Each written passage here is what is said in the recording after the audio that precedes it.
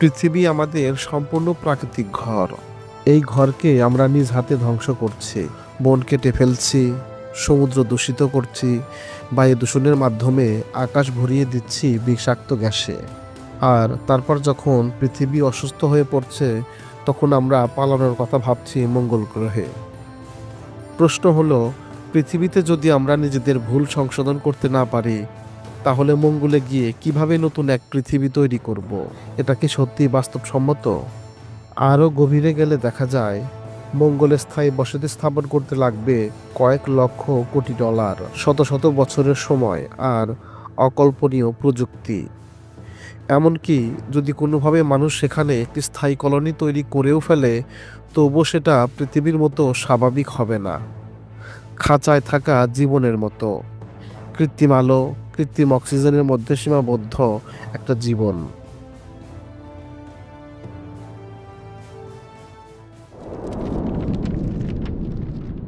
আজ আমরা এমন এক পর্যায়ে এসে দাঁড়িয়েছি, যেখানে মানুষ ভাবছে পৃথিবী ছেড়ে, এই সমস্ত সৌন্দর্য ছেড়ে মঙ্গলে গিয়ে ঘর বাঁধবে।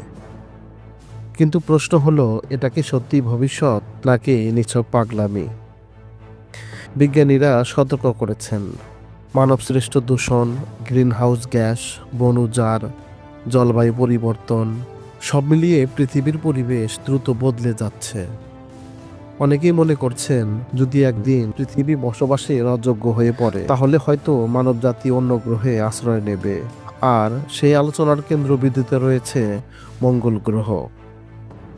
কিন্তু মঙ্গল কি সত্যিই মানুষের বাসযোগ্য ভবিষ্যৎ হতে পারে? চলুন দেখি বাস্তবতা কি বলে। মঙ্গল গ্রহ দেখতে পৃথিবীর মতো লালচে, মরুভূমির মতো পাথুরে এক গ্রহ। শুনতে রোমাঞ্চকর মনে হলেও সত্যিকার অর্থে সেখানে মানুষের টিকে থাকা প্রায় অসম্ভব। কারণ মঙ্গল পৃথিবীর মতো কোনোভাবেই প্রস্তুত নয় জীবন ধারণের জন্য। প্রথমত, মঙ্গলে যথেষ্ট বায়ুমণ্ডল নেই। পৃথিবীর চারপাশে যে সুরক্ষা বলয় আছে, যা আমাদের রক্ষা করে সূর্যের ক্ষতিকর রশ্মি থেকে, যা তাপমাত্রা নিয়ন্ত্রণ করে, ঝড় বৃষ্টি, জলচক্র সৃষ্টি করে, মঙ্গলে এসবের কিছুই নেই। সেখানে যে সামান্য বায়ুমণ্ডল আছে, তার 95 ভাগই কার্বন ডাই অক্সাইড। মানুষের শ্বাস নেওয়ার মতো অক্সিজেন তো প্রায় নেই বললেই চলে। দ্বিতীয়ত, মঙ্গলে পানি নেই। বরফের আকারে কিছু পানি পাওয়া গেলেও তা দিয়ে মানুষ বাঁচানো অসম্ভব। সেখানে নদী নেই, হ্রদ নেই, ভূগর্ভস্থ জলাধার নেই। অর্থাৎ জীবন ধারণের সবচেয়ে গুরুত্বপূর্ণ উপাদানটি অনুপস্থিত। তৃতীয়ত, তাপমাত্রা। মঙ্গলের গড় তাপমাত্রা প্রায় -60°C। তাতে কখনো কখনো তাপমাত্রা নেমে যায় -100°তেও। এই পরিবেশে মানুষ বাঁচবে কিভাবে? অক্সিজেন তৈরি করতে হবে কৃত্রিমভাবে। মঙ্গলের শ্বাস নেওয়ার মতো বাতাস নেই। মানে পুরো গ্রহকে বাসযোগ্য করতে হলে মানুষের তৈরি বিশাল বিশাল অক্সিজেন ফ্যাক্টরি গড়ে তুলতে হবে। শুধু অক্সিজেন নয়, খাদ্য উৎপাদন, পানি পরিশোধন, কৃত্রিম আলো, শক্তি ব্যবস্থা সবই মানুষকে নিজে তৈরি করতে হবে। একটি গ্রহকে বাসযোগ্য করা কতটা কঠিন তা আসলে কল্পনাই করা যায় না।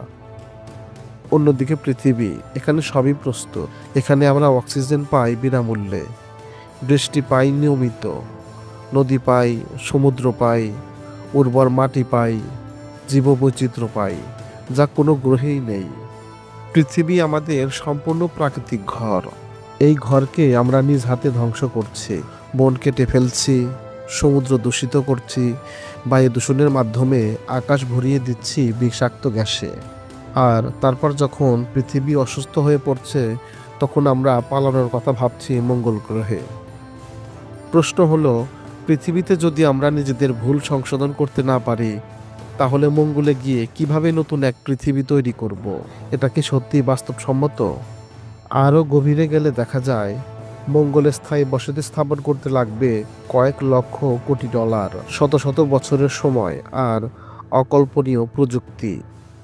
এমনকি যদি কোনোভাবে মানুষ সেখানে একটি স্থায়ী কলোনি তৈরি করেও ফেলে, তবুও সেটা পৃথিবীর মতো স্বাভাবিক হবে না। খাঁচায় থাকা জীবনের মতো, কৃত্রিম আলো, কৃত্রিম অক্সিজেনের মধ্যে সীমাবদ্ধ একটা জীবন।